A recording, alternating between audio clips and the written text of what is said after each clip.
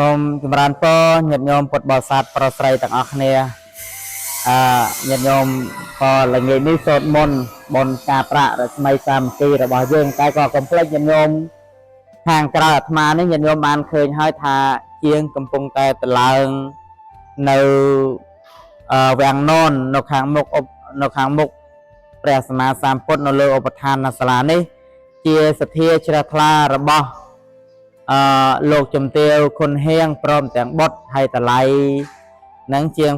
$500ញាតិញោមពរជាង$500យើងដាក់នេះសម្រាប់ដាក់លំអនៅក្នុងឧបដ្ឋានសាលាពផាន់យើងហ្នឹងហើយបានប្រហែលជា80-90% ហើយញាតិញោមណាក៏ហើយមកផ្នែកខាងនេះគឺកន្លែងដែលយើងត្រូវរៀបចំសូត្រមន្តញាតិញោម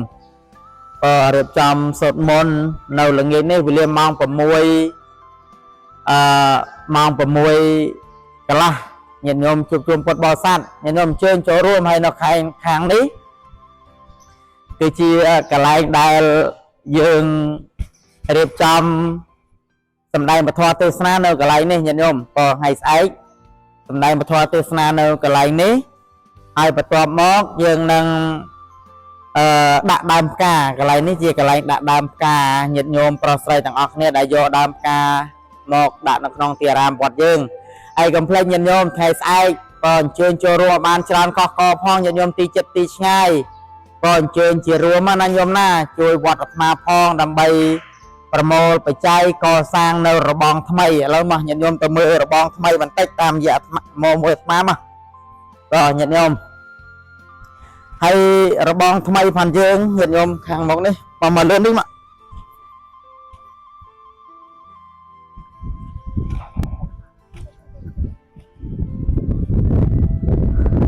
បងណាញាតិញោមនេះជា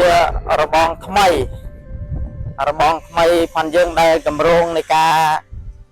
កសាងនៅរបងថ្មីនេះគឺកម្ពស់3ម៉ែត្របដោយ3ម៉ែត្រជាងញាតិញោមណាបងហ្នឹងហើយញាតិញោមកុំភ្លេចជួយរបងវត្តជោតនារាមហាវត្តទឹកល្អអាត្មាផងញាតិញោមអើយក៏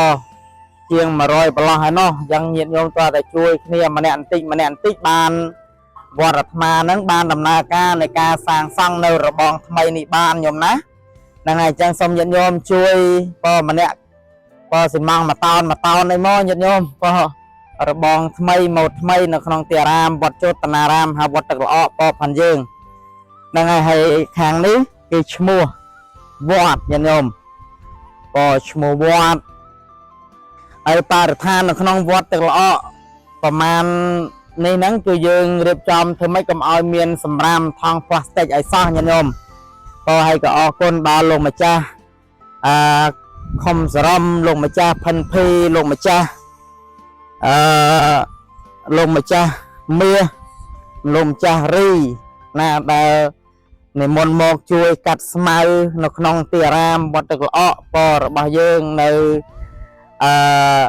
ថ្ងៃត្រៀមបុណ្យការប្រាក់ខាងមុខនេះទាំងញាតិញោមប្រុសស្រីទាំងអស់ក៏គ្នាបានឃើញហើយថាទីអារាមវត្តយើងកំពុងតែរៀបចំត្រៀមទទួលញាតិញោមប្រុសស្រីទាំងអស់គ្នាអញ្ចឹងកុំភ្លេចអញ្ជើញចូលរួមបុណ្យការប្រាក់ជួយវត្តអាត្មាភាពផងវត្តជោតនារាមទឹកល្អខេត្តពងស្ពឺពផាន់យើងគម្រោងនៃការសាងសង់នៅរបងថ្មីហ្នឹងហើយនេះជាផ្ទាំងគំនូរការចងចាំពីការឈ្លានពានប្រទេសជិតខាងផាន់យើងគេហៅថាចៅសៀមញាតិញោមនេះឃើញថារូបនេះជាការចងចាំហើយនេះវរៈកងទ័ពផាន់យើងដែលបានពលីការពារជាតិមាតុភូមិហ្នឹងហើយយ៉ាងអរគុណណាស់ញាតិញោមចម្រើនពលីញាតិញោមណាកុំភ្លេចថ្ងៃស្អែកក៏អញ្ជើញចូលរួមធ្វើតាមព្រឹកទេញាតិញោមចម្រើនពលី